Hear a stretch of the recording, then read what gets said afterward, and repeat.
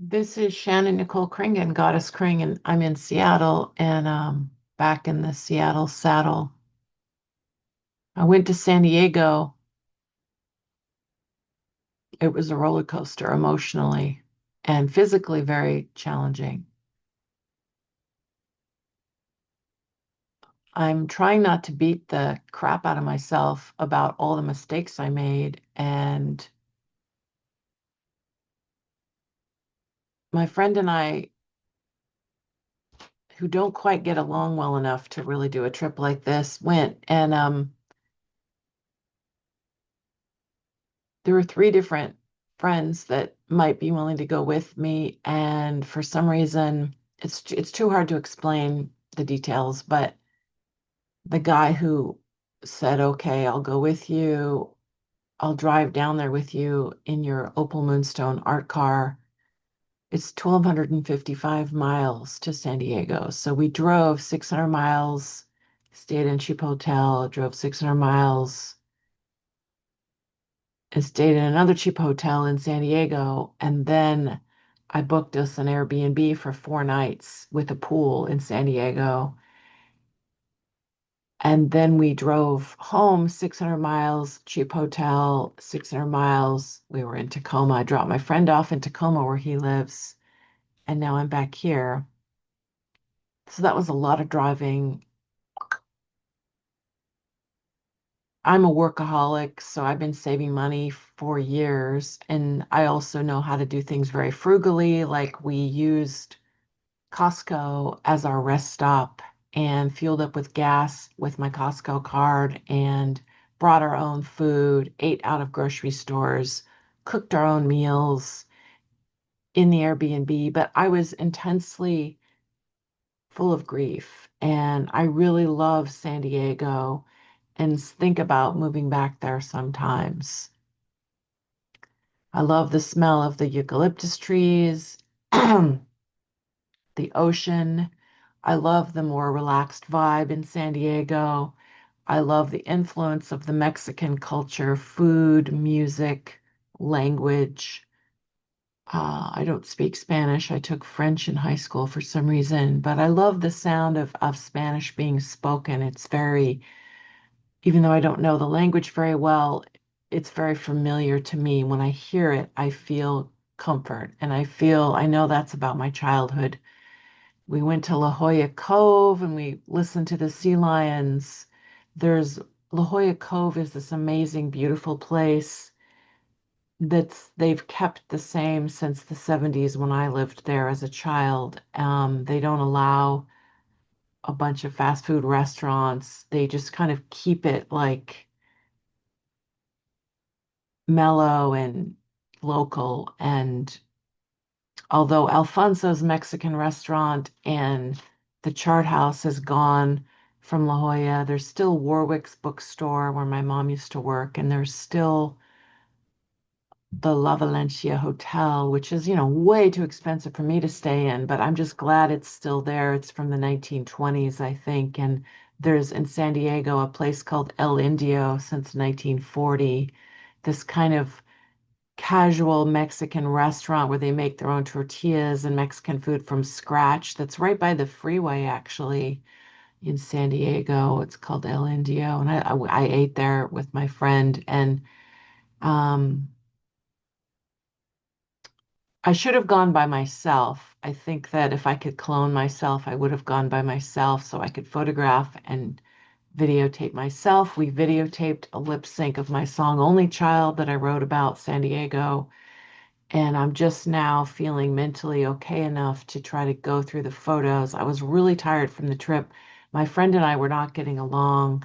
I don't want to go into detail because I acted like a jerk and we both acted like jerks to each other because we were tired and grumpy and we were irritating each other. And I'm not going to, although I do say that when I act like a jerk, I'm very good at saying, I'm sorry, I'm acting like a jerk. Right away, I try to fix the problem. Whereas other people, including this person that I went down there with, I feel like he wasn't as good at acknowledging his part of the jerkiness of how we were treating each other. The bottom line is we're both excellent drivers.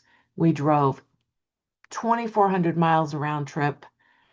Um, we actually did see in downtown San Diego a T-bone accident that we were not involved in. It was kind of scary. Somebody went through a red light and another person just went through the green light, assuming nobody was coming, and then they collided. And the person hit and run, and that was upsetting to see. The person that made the mistake of running the red light um, slowed down a little and seemed to look back to make sure that the other person was okay, and then just took off. And then somebody else chased that person. And so I hope they got that person's license plate because the person that ran the red light and T-boned another person should be held accountable for that mistake. But when an accident like that happens, both people, like if the guy who went through the green light, because my friend and I were at the green light and we waited a second. Thankfully, we were in a place where we saw that somebody was going and they shouldn't be going. The other person maybe didn't see that and just went through the green light and then they collided. So I'm grateful that my friend and I were not involved in that, but my friend and I actually are both very cautious. And when there's a green light, we don't just go, we look to see, is anybody running the red light before we go? So always good to make sure and don't just go through a green light. Make sure nobody else is coming when you go through the green light.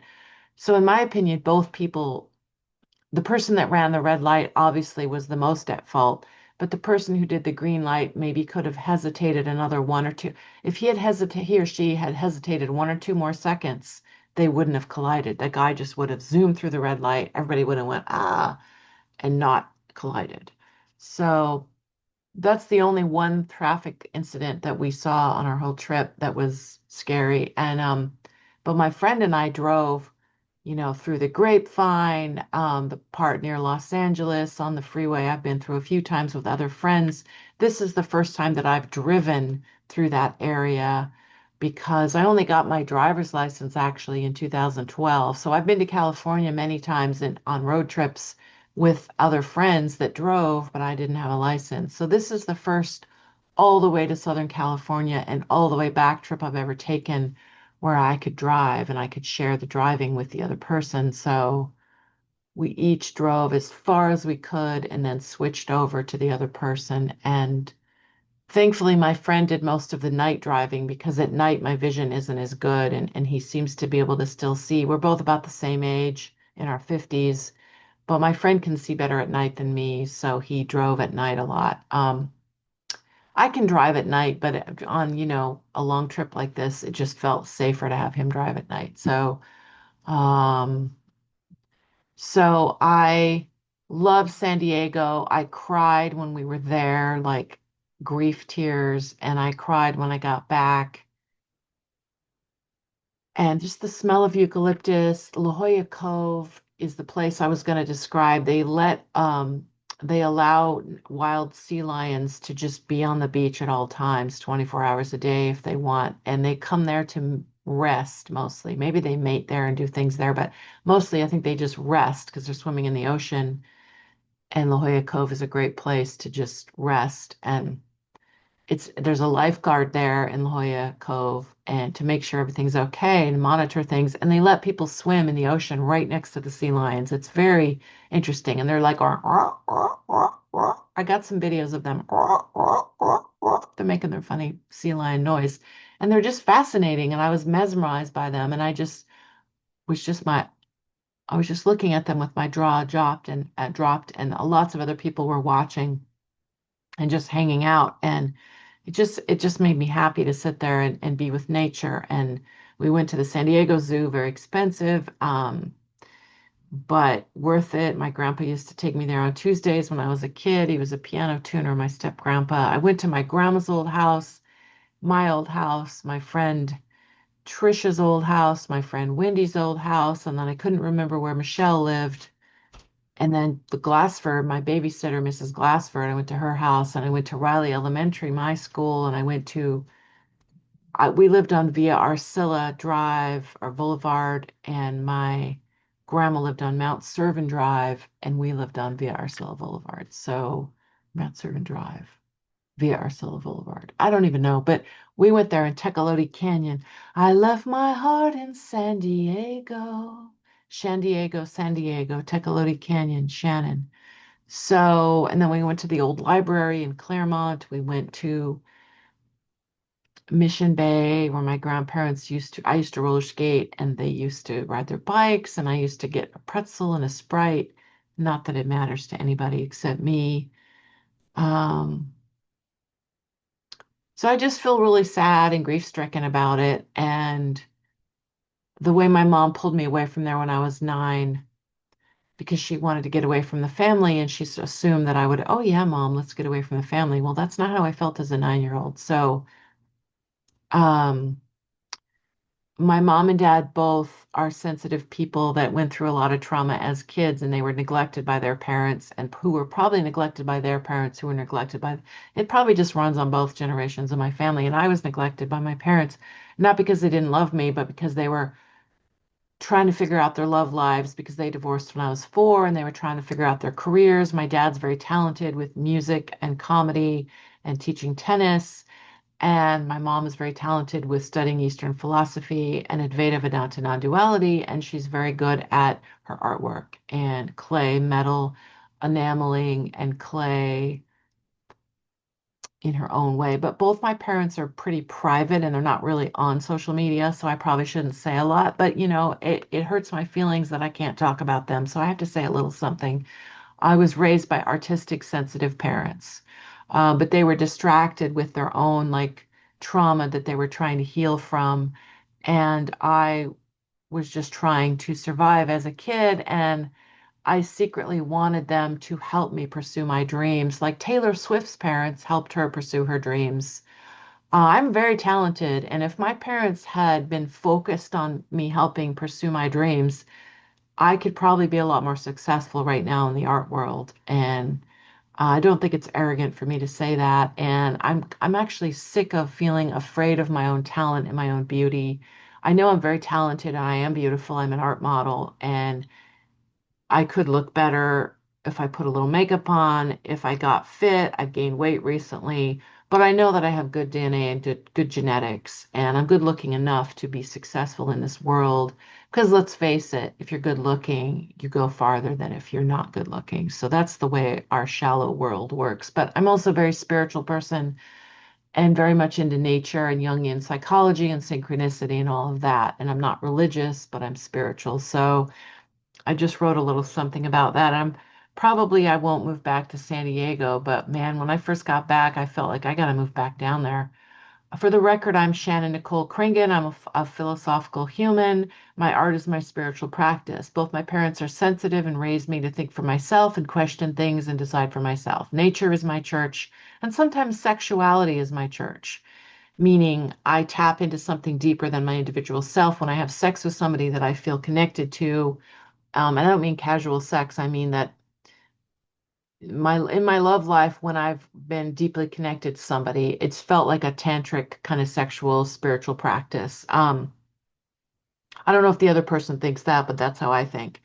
I think like Joseph Campbell, The Power of Myth, wisdom, and Jungian psychology, creative consciousness, that we were a part of the whole ecosystem. I also resonate with Science of Mind and Ernest Holmes, and fine if you feel different, live and let live. And then I say more in comments because there's a little thing about the science of mind and what that means, and synchronicity and depth psychology and all of that. But not a lot of my friends that I hang out with are into that. And I recently went to a Buddhist place and did some meditation, but I felt like maybe I was repressing myself, because when you meditate, you're not supposed to be repressing yourself. You're supposed to be allowing thoughts and feelings and sensations in your body. Or if you hear sounds in the room, you're supposed to just be present with that and aware of that. And if you get lost in your thoughts or emotions, you just go back to your breath, go back to your breath, go back to the present moment, go back to being conscious in the present moment instead of lost in your thoughts or feelings or daydreams or whatever it is. I love to daydream, actually. Walking meditation seems to be better for me than sitting meditation for various reasons because I model for a living and I sit still for hours. And so I feel like when I sit still and stare off into space, I'm like an art model. I go into my art model mode, which isn't necessarily meditative. Although sometimes I meditate when I art model. I think I do actually meditate when I art model sometimes. And other times I'm daydreaming or poems pop into my head and I write them down. Like I write my own poetry and words and phrases like intimacy chasing me, feel like it's erasing me. Um, Cranberry moon drops, cranberry moon dreams. These are just phrases that pop into my head. I channel it. So from spirituality or from God or something, I channel it from spirit. I don't know, but things pop into my head and I write them down and I feel like it is beyond just me. So that probably is a spiritual channeling of things. Madonna recently talked about this in an interview. Neil Young, Tom Petty, Tori Amos, and Madonna, songwriters I admire, have all said that they feel like they're channeling music that's beyond just their own small brain and body. And although they give it its own special quality because they sing it and play it on their instruments, but it is kind of you're channeling from something beyond just your regular self. So I do feel like that. I'm a very spiritual person. I'm not an atheist, and I think it's creepy the way people think you have to choose between science and nature or spirituality and religion. I am both. I believe in the wisdom. I throw the bathwater out. The creepy ideas that atheists have, I throw out. The dogma in religion, I throw away. All of the guilt, fear, and shame, I throw that out, but the wisdom I keep. So the wisdom of being an atheist, the wisdom of being a religious person or a spiritual person, the wisdom of Christ, the wisdom of Buddha, the wisdom of just being a nice person and treating others how you want to be treated is just basic common sense and being a decent human being. And I believe in the spiritual wisdom of the things that they teach people that are wise. I was never sent to church as a child, so I don't have to recover from guilt, shame, dogma, all the ridiculousness of it. I can just focus. That's why I like hearing Madonna talk, because she was raised Catholic, I guess, but I was not. I was raised by an atheist, agnostic dad who's altruistic and kind and believes in treating others how you want to be treated, but he doesn't call himself spiritual. He calls himself an agnostic atheist kind of person. And then I was raised by my mom, who never went to church and wasn't raised with it. And she just is attached to or attracted to Advaita Vedanta non duality and consciousness and spirituality that is from a place of Krishnamurti, the guy from India, that you look within and you are aware, jnana yoga, being aware of the present moment. So these are some of the ideas I was raised with by my parents, which is, so I don't come from a traditional religion or tradition. Even my dad, who is an atheist, he's not like an atheist who knows for sure that nothing exists beyond just regular physical reality. He's open to the mystery. My dad is open to the mystery of the world, and he does feel in his heart that if you treat somebody kind, it comes back to you. And so he believes in karma in this lifetime. He doesn't know if there's another lifetime, but he's open to the possibility. So I guess my dad is an open-minded, agnostic person. Um, Not the kind of atheist that is, just poo-poos any religious idea or spiritual idea. Like spiritual idea, meaning when I say spiritual, I mean that we're all connected and that we're separate individual humans, but we're somehow all connected and everything we do affects, just like the ecosystem in nature. Everything affects everything else.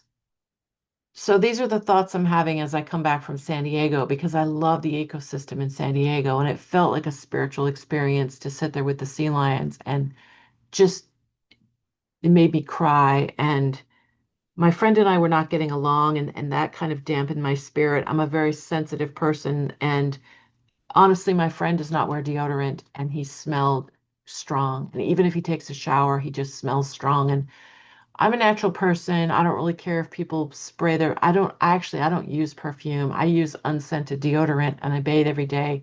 But I'm not really into lots of body products to make us smell fake. But my friend doesn't use any deodorant. I asked him if he would be willing to use unscented deodorant. He's like, no, he doesn't want to do that. So, okay, his choice. But it was just hard for me to deal with because I'm very sensitive to smell. And so he smelled like very oniony, very sour oniony. His sweat just smelled really strong, and that was hard for me to deal with. And it distracted me from everything, and it irritated me, and it was hard for me to not. And then he and I just had a different idea about how to do everything, how to do everything. I don't need to go into details, but it was a personality conflict between he and we both got grumpy and mean with each other, and it was not good. So, but we did all the things we were supposed to do generally. I mean, well, never mind. I don't need to share the details, but we filmed the video for Only Child. I might move back down there. It probably would have been better for me to go there by myself because I think my friend didn't have that much fun, and I also didn't have that much fun, but I still love San Diego. I want to go back there again. This time I'm going to fly. I have frequent flyer miles, so I could fly for free. Or I could visit my dad in Florida. My dad is also thinking about moving back to San Diego, but he would just rent his own apartment. It would have nothing to do with me. It would be completely separate if I go back down there because my dad wants me to be independent, independent, independent. So what I do financially is completely separate from either one of my parents. And when they pass away, I will inherit some things. Hopefully, they told me that I will inherit my mom's house, but she still has money on it. So I have to pay off the house or sell it or rent it out or move into it or whatever. And then my dad said he would give me a certain percentage of his estate. I don't know what that is, but he also told me that he's going to spend as much money as he can while he's here. So, okay. And I know I'm not supposed to be saying that, but hey, I'm in my 50s now, so I'm just going to say it like it is. So, um, both my parents are wounded. They both didn't get what they needed from my grandparents on both sides. So they're doing their best they can, and I'm doing the best I can. I never had kids, partly because, and I'm obsessed with working and making money and saving money and being frugal because of the way I was raised. I have a tremendous fear of scarcity, tremendous fear of scarcity. I've never dated anybody that I felt like I could fully trust. I've dated a lot of nice men. I've been in love many times. I'm dating two people right now, sort of. I mean, really I'm just dating one person, but it's not really working, and it's we're better as artistic friends. And then the other friend I have really strong sexual connection to, but we're not really acting on that. We're just friends right now, but we still feel the spark. But whatever, we're friends, and that's been over 10 years, and the other person's been 3 years, and I don't need to say these person's names, but it just feels good to get this off my chest that my love life is kind of weird. And but mostly I always feel single. I feel like I'm just single. I don't think I've ever really met the man of my dreams. I don't know if I ever will. I don't really think that I know who I belong with. I need to be more compatible with myself. Also, Elizabeth Gilbert's new book is helping me. I don't read because I'm dyslexic, but well, I do read, but I read slow. So I prefer audiobooks and podcasts. I would also love to be interviewed by more podcasts. I'm also in an art show at the Sidereal Collective. I'm just throwing that in there. But um, Elizabeth Gilbert's new book about her codependent relationship she's had for her entire life called All the Way to the River or something. Look it up. It's Elizabeth Gilbert. And then there's a book called Untamed that I'm interested in hearing the podcast of because I found a canvas bag at a thrift store that said goddamn cheetah, and I thought it was just this weird goddamn cheetah, and I thought it was just some weird like random thing, but I looked it up, and it's a phrase from a book called Untamed about reclaiming your wild self, and instead of being a conventional conformist, being your own authentic self. That's a memoir that somebody wrote, I think, about her experience breaking free from a traditional life to her own wild free life. And I've never been traditional ever, so I guess I'm grateful that I can live by myself. I have freedom. I have a freelance career as an art model, dog walker, pet sitter, medical model, random focus group person. I do all kinds of different things. I'm low income on paper, but I'm so frugal that I'm doing fine so far right now. But I'm always afraid of the future, always afraid. And that was not a good thing. And so I have the tremendous fear of scarcity. One of my parents always had financially, was always okay, but has this sort of scarce mentality and frugalness.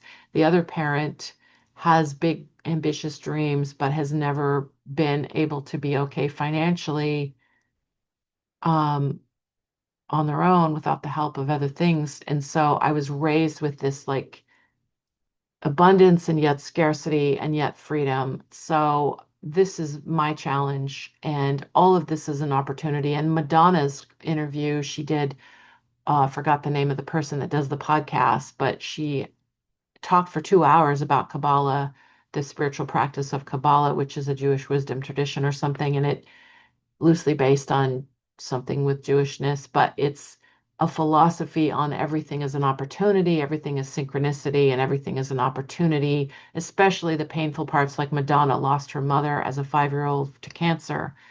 Um, and she also was in a custody battle with her second husband, Guy Ritchie, who tried to take her son away from her, and that was devastating to her, apparently. And so, even though she's rich and famous, then she still wasn't happy. She became rich and famous. At first, she was like, wow, I made it. I did it. I pushed really hard and I achieved my goals.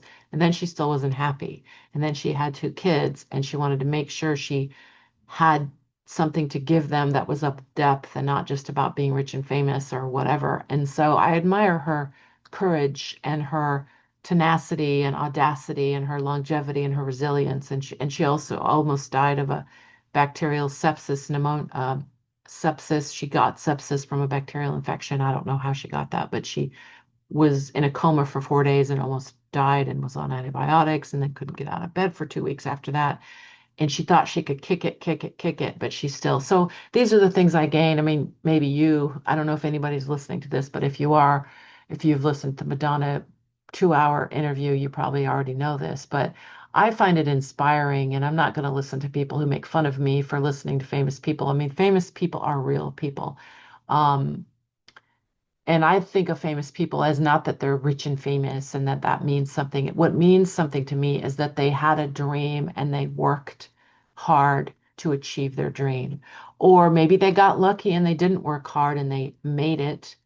Even Pete Droge, the musician that I admire that lives on Vashon, Mike McCready is who gave him his big break. And then Tom Petty asked him to open on the tour. And so to Pete Droge, has a lot of musical talent, but he also had other musicians invite him on tour and help him get a record deal or help him go into the studio and record in the beginning professional sounding tracks at a high quality recording studio. So, like, all of these people need other people to help them. So I think of these so-called famous people. The importance is not that they're famous, it's that they're successful at making a living doing music or art or theater or dance or Billy Bob Thornton. I'm inspired by, I saw recently on Whidbey Island, a very strange show that was kind of messed up. Um, I talked about that in a previous video. So I'm mentioning famous people's names not because it matters that they're famous, but it matters that they're creative individuals that have personal demons, that had a dream and manifested their dream. And so it could be the neighbor across the street that manifests a dream and you could be inspired. You could be inspired by anyone. I just happen to be, because I want to be famous. I've always wanted to be famous. Maybe I'm a teeny bit famous in Seattle for my public access TV show and my art car and being an art model that has a good reputation. I have worked hard at what I do. I'm a talented visual artist. I'm a talented, brave person for doing these monologues. I pat myself on the back. I'm not particularly popular on YouTube. It doesn't matter. I applaud myself for being authentic and speaking into the camera. I've always wanted to communicate with an audience. Um, my parents are both really creative, but they don't want to be in the spotlight, and so I respect that. Mm, Never mind. I won't say anything else about my parents, but I just know that I wish that I had had parents that were more stage parents, that were more like, "Hey, Shannon, what are your dreams? How can we help you in pursuing your dreams?"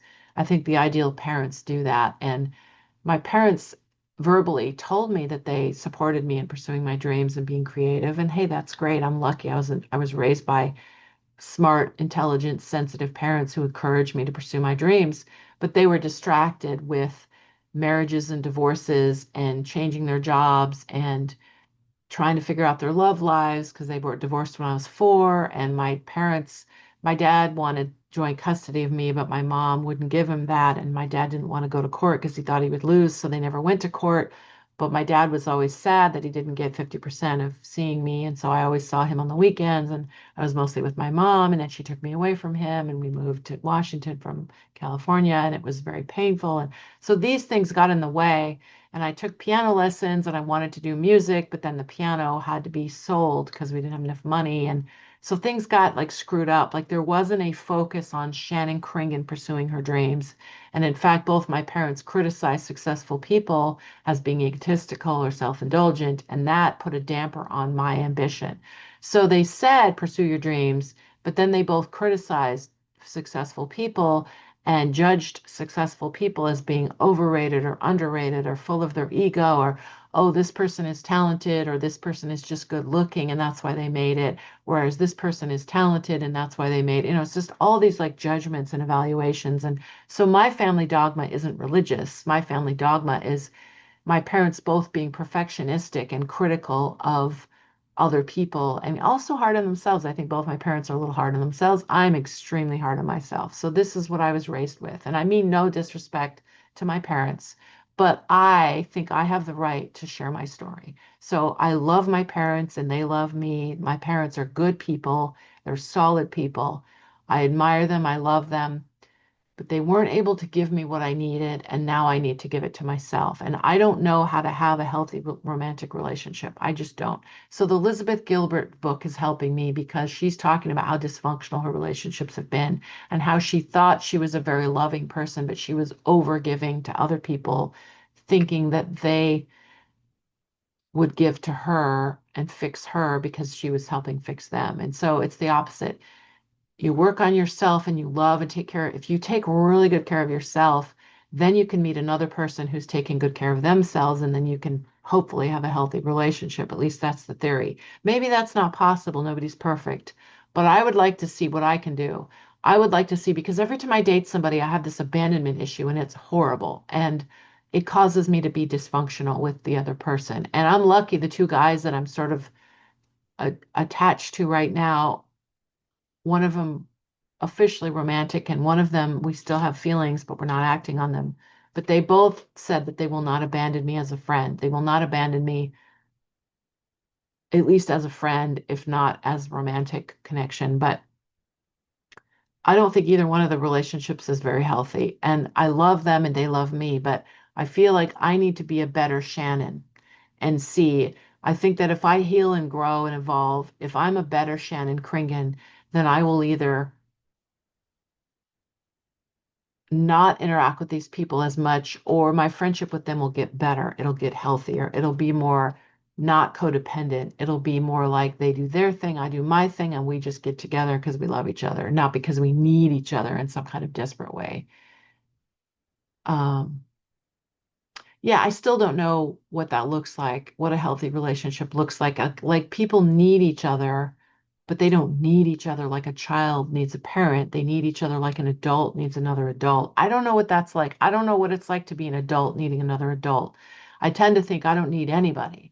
Then, go away, everybody. I don't need anybody. All I need is to go to my jobs and make money, and I don't need anybody else. And so I don't have a lot of close friends. I find socializing stressful. So I mostly just work at all my different jobs, and I volunteer at the zoo here in Seattle, and I also love San Diego Zoo, but I volunteer at the Woodland Park Zoo here in Seattle, and I'm a member of the aquarium. I want to go there and see the sea lions or whatever all the animals are called, all the different aquarium animals.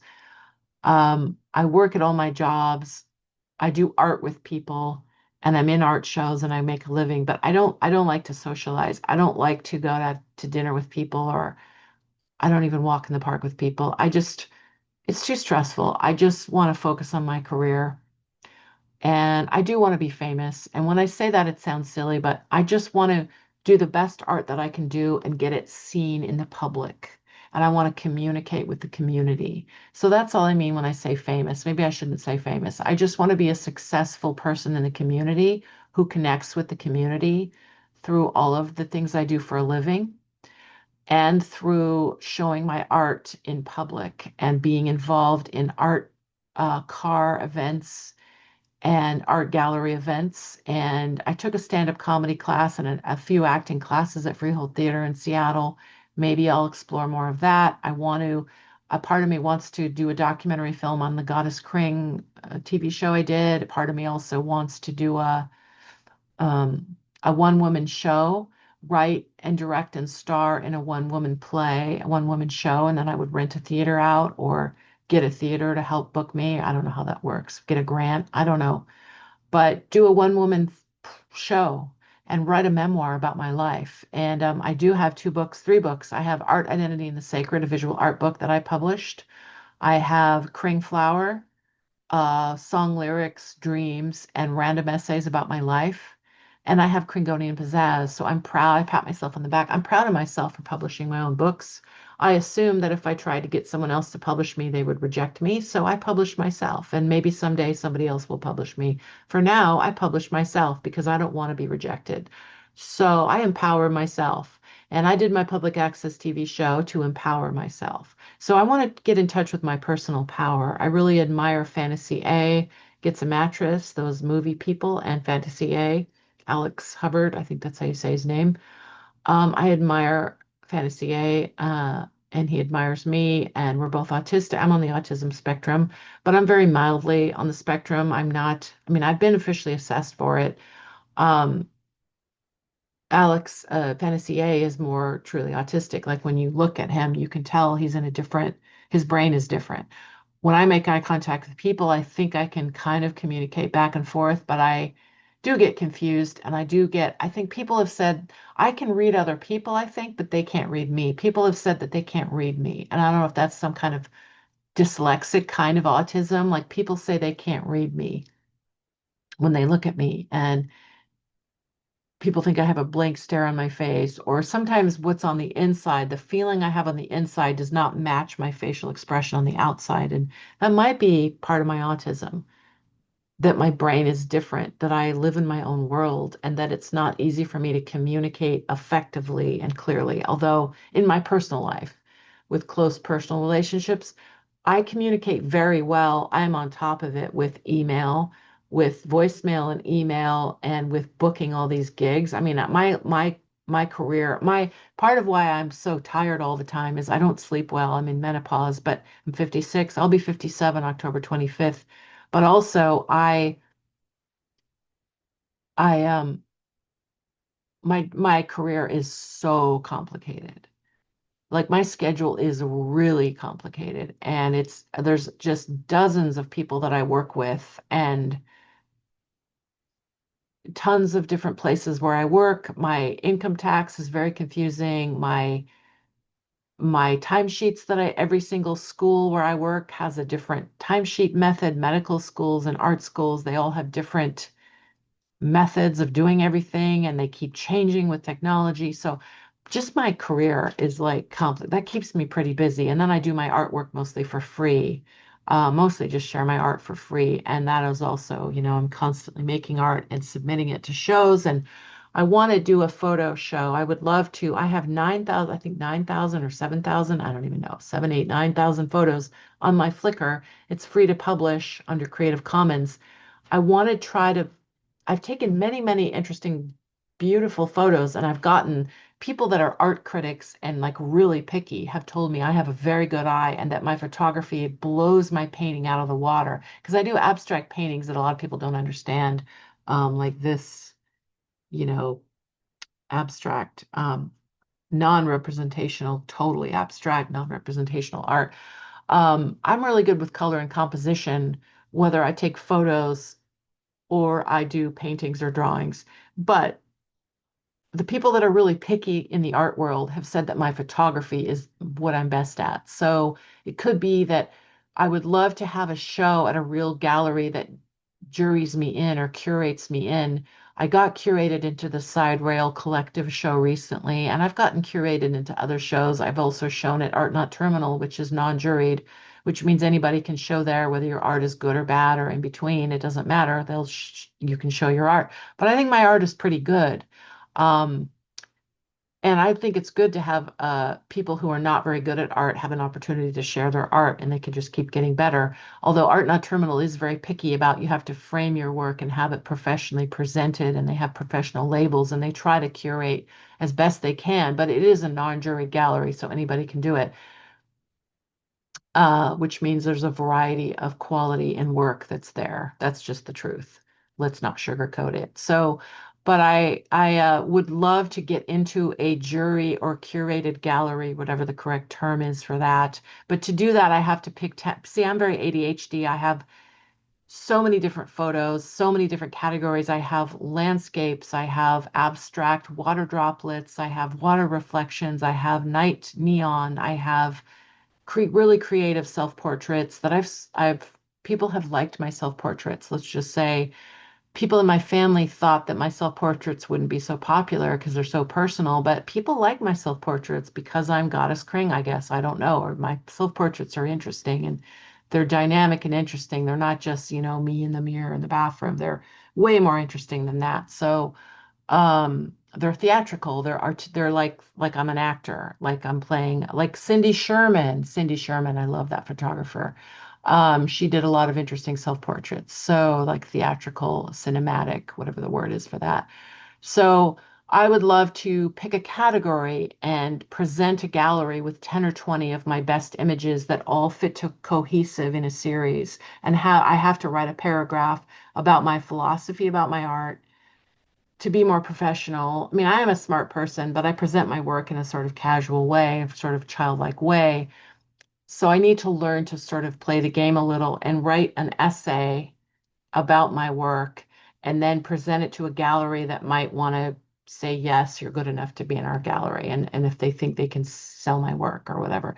So I would have to get photos and print them onto canvas and put them, um, I like my photos when they're printed onto canvas more than I like them when they're framed in a glass frame or matted. So that's what I'm hoping to do. That's one of my dreams, is to get in a kind of fancy gallery that thinks they can sell my work, 10 or 20 images that go in a series together and write an essay about it. So let's see if I can do that. And then yeah, I think I talked enough for today. So have a good day. It's October 4th, 2025. This is Shannon Kringen, Goddess Kring. I'm going to work on editing my video only child, although I don't know how to do it. I lip synced my video in about 4 different settings. I did it in Mission Bay, in the swimming pool near Chula Vista, in Tecolote Canyon, in Balboa Park.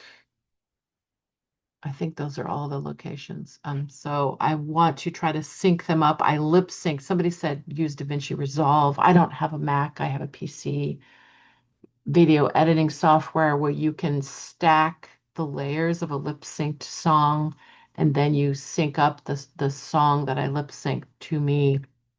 I don't quite know how to do that. I'm going to see if I can learn. If not, I might have to find somebody that will help me, because my previous videos where I'm lip syncing, other people helped me do that. Um, so thank you to all the people who have helped me. Thank you to my friend who went to San Diego with me. Thank you to all the people that I work with, the art gallery people and the way that I make a living. Because my art I mostly do for free, but the art gallery people and the art car people, I am grateful for all the people I work with in all the capacities. I'm grateful to my landlord. I'm grateful to family, friends, to myself. Just want to say I'm grateful. Even though I'm feeling a lot of grief right now, I'm grateful for all the good stuff. Follow your dreams, pursue your dreams. I want to be known as somebody who pursues to manifest their dreams, and I encourage you to pursue your dreams, whatever they are, and don't let anybody discourage you.